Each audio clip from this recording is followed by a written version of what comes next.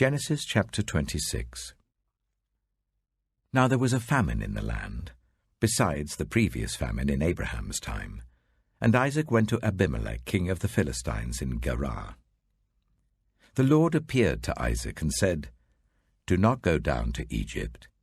Live in the land where I tell you to live. Stay in this land for a while, and I will be with you and will bless you. For to you and your descendants I will give all these lands, and will confirm the oath I swore to your father Abraham. I will make your descendants as numerous as the stars in the sky, and will give them all these lands. And through your offspring all nations on earth will be blessed, because Abraham obeyed me and did everything I required of him, keeping my commands, my decrees, and my instructions." So Isaac stayed in Gerar. When the men of that place asked him about his wife, he said, "She is my sister," because he was afraid to say, "She is my wife." He thought, "The men of this place might kill me on account of Rebekah, because she is beautiful." When Isaac had been there a long time, Abimelech, king of the Philistines, looked down from a window and saw Isaac caressing his wife Rebekah. So Abimelech summoned Isaac and said, "She is really your wife. Why did you say, 'She is my sister'?" Isaac answered him, "Because I thought I might lose my life on account of her." Then Abimelech said, "What is this you have done to us? One of the men might well have slept with your wife, and you would have brought guilt upon us." So Abimelech gave orders to all the people, "Anyone who harms this man or his wife shall surely be put to death." Isaac planted crops in that land, and the same year reaped 100-fold, because the Lord blessed him. The man became rich, and his wealth continued to grow until he became very wealthy. He had so many flocks and herds and servants that the Philistines envied him. So all the wells that his father's servants had dug in the time of his father Abraham, the Philistines stopped up, filling them with earth. Then Abimelech said to Isaac, "Move away from us. You have become too powerful for us." So Isaac moved away from there and encamped in the valley of Gerar, where he settled. Isaac reopened the wells that had been dug in the time of his father Abraham, which the Philistines had stopped up after Abraham died, and he gave them the same names his father had given them. Isaac's servants dug in the valley and discovered a well of fresh water there. But the herdsmen of Gerar quarreled with those of Isaac and said, "The water is ours." So he named the well Esek, because they disputed with him. Then they dug another well, but they quarreled over that one also. So he named it Sitnah. He moved from there and dug another well, and no one quarreled over it. He named it Rehoboth, saying, "Now the Lord has given us room, and we will flourish in the land." From there he went up to Beersheba. That night the Lord appeared to him and said, "I am the God of your father Abraham. Do not be afraid, for I am with you. I will bless you and will increase the number of your descendants for the sake of my servant Abraham." Isaac built an altar there and called on the name of the Lord. There he pitched his tent, and there his servants dug a well. Meanwhile, Abimelech had come to him from Gerar with Ahuzah, his personal adviser, and Phicol, the commander of his forces. Isaac asked them, "Why have you come to me, since you were hostile to me and sent me away?" They answered, "We saw clearly that the Lord was with you. So we said there ought to be a sworn agreement between us and you. Let us make a treaty with you, that you will do us no harm, just as we did not harm you, but always treated you well and sent you away peacefully. And now you are blessed by the Lord." Isaac then made a feast for them, and they ate and drank. Early the next morning the men swore an oath to each other. Then Isaac sent them on their way, and they went away peacefully. That day Isaac's servants came and told him about the well they had dug. They said, "We found water." He called it Sheba, and to this day the name of the town has been Beersheba. When Esau was 40 years old, he married Judith, daughter of Beeri the Hittite, and also Basemath, daughter of Elon the Hittite. They were a source of grief to Isaac and Rebekah.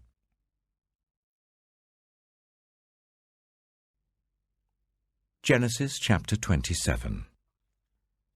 When Isaac was old and his eyes were so weak that he could no longer see, he called for Esau his older son and said to him, "My son."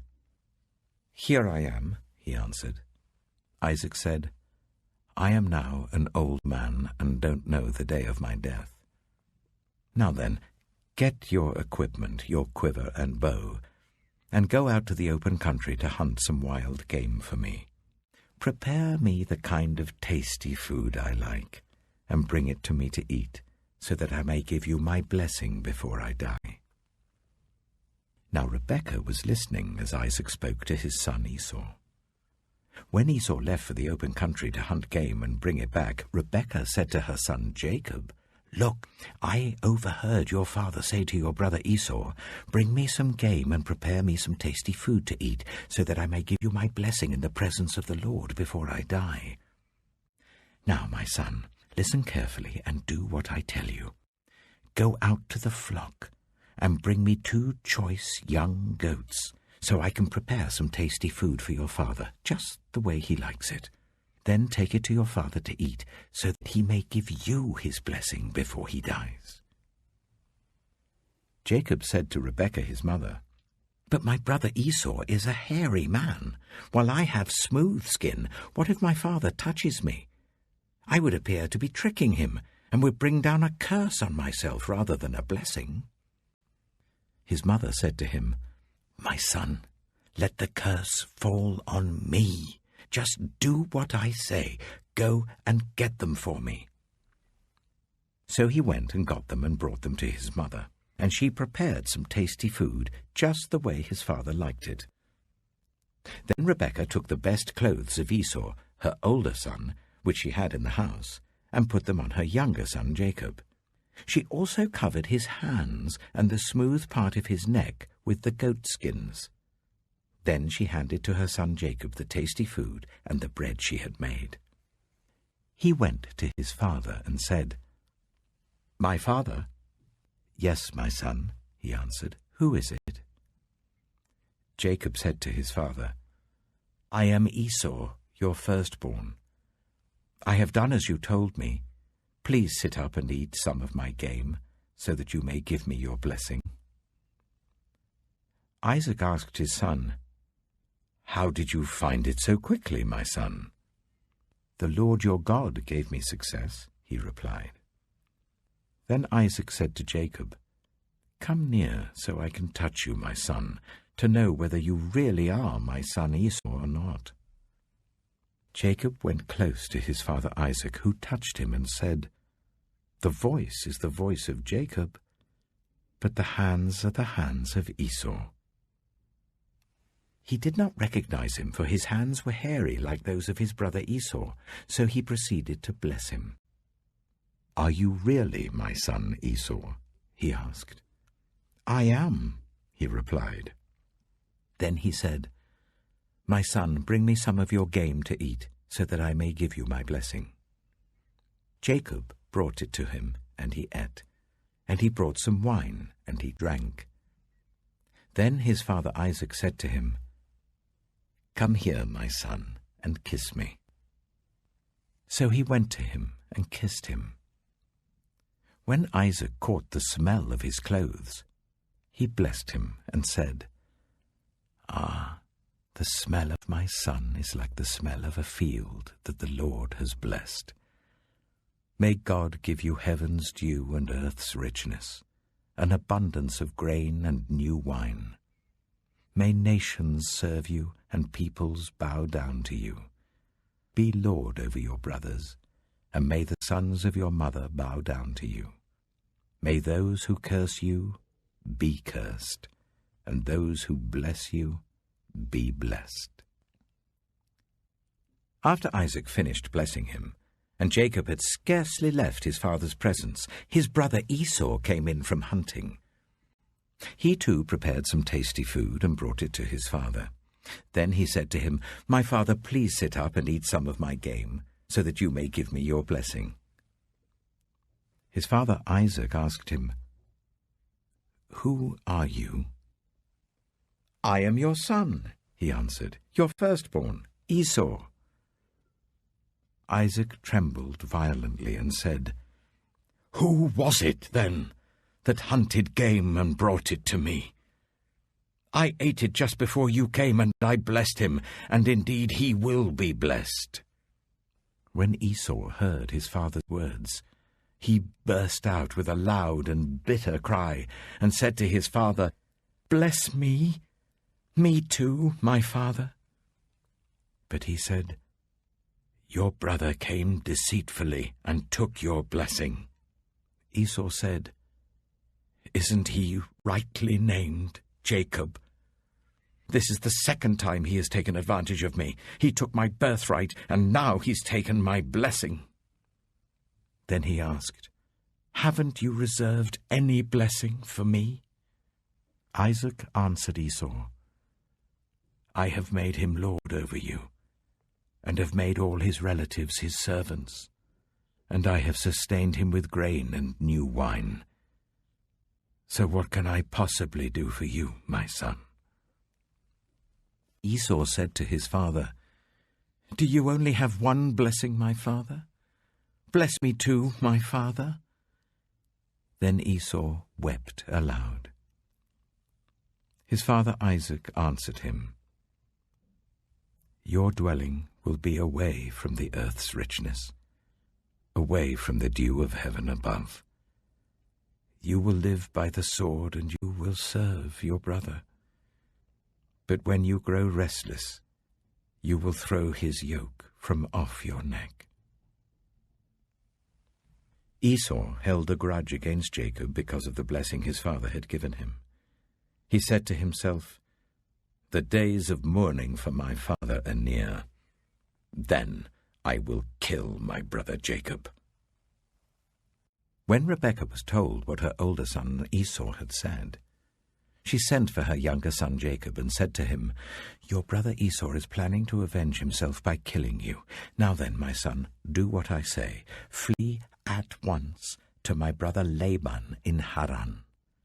Stay with him for a while until your brother's fury subsides. When your brother is no longer angry with you and forgets what you did to him, I'll send word for you to come back from there. Why should I lose both of you in one day?"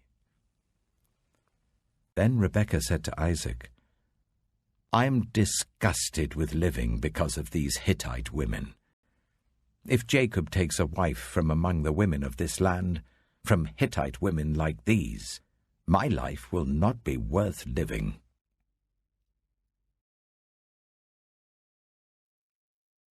Matthew chapter 8. When Jesus came down from the mountainside, large crowds followed him. A man with leprosy came and knelt before him and said, "Lord, if you are willing, you could make me clean." Jesus reached out his hand and touched the man. "I am willing," he said. "Be clean." Immediately he was cleansed of his leprosy.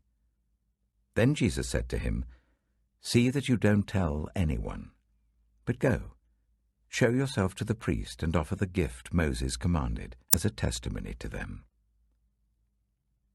When Jesus had entered Capernaum, a centurion came to him asking for help. "Lord," he said, "my servant lies at home paralyzed, suffering terribly." Jesus said to him, "Shall I come and heal him?" The centurion replied, "Lord, I do not deserve to have you come under my roof. But just say the word, and my servant will be healed. For I myself am a man under authority, with soldiers under me. I tell this one, 'Go,' and he goes, and that one, 'Come,' and he comes. I say to my servant, 'Do this,' and he does it." When Jesus heard this, he was amazed, and said to those following him, "Truly I tell you, I have not found anyone in Israel with such great faith. I say to you that many will come from the east and the west, and will take their places at the feast with Abraham, Isaac, and Jacob in the kingdom of heaven. But the subjects of the kingdom will be thrown outside into the darkness, where there will be weeping and gnashing of teeth. Then Jesus said to the centurion, Go, let it be done just as you believed it would. And his servant was healed at that moment. When Jesus came into Peter's house, he saw Peter's mother-in-law lying in bed with a fever. He touched her hand, and the fever left her, and she got up and began to wait on him. When evening came, many who were demon-possessed were brought to him, and he drove out the spirits with a word, and healed all who were ill. This was to fulfill what was spoken through the prophet Isaiah. He took up our infirmities and bore our diseases. When Jesus saw the crowd around him, he gave orders to cross to the other side of the lake. Then a teacher of the law came to him and said, Teacher, I will follow you wherever you go. Jesus replied, Foxes have dens and birds have nests, but the Son of Man has nowhere to lay his head. Another disciple said to him, Lord, first let me go and bury my father. But Jesus told him, Follow me, and let the dead bury their own dead. Then he got into the boat, and his disciples followed him. Suddenly a furious storm came up on the lake, so that the waves swept over the boat. But Jesus was sleeping. The disciples went and woke him, saying, Lord, save us, we're going to drown. He replied, You of little faith, why are you so afraid? Then he got up and rebuked the winds and the waves, and it was completely calm. The men were amazed and asked, What kind of man is this? Even the winds and the waves obey him. When he arrived at the other side in the region of the Gadarenes, 2 demon-possessed men, coming from the tombs, met him. They were so violent that no one could pass that way. What do you want with us, Son of God? They shouted. Have you come here to torture us before the appointed time? Some distance from them, a large herd of pigs was feeding. The demons begged Jesus, If you drive us out, send us into the herd of pigs. He said to them, Go. So they came out and went into the pigs, and the whole herd rushed down the steep bank into the lake and died in the water. Those tending the pigs ran off, went into the town and reported all this, including what had happened to the demon-possessed men. Then the whole town went out to meet Jesus, and when they saw him, they pleaded with him to leave their region.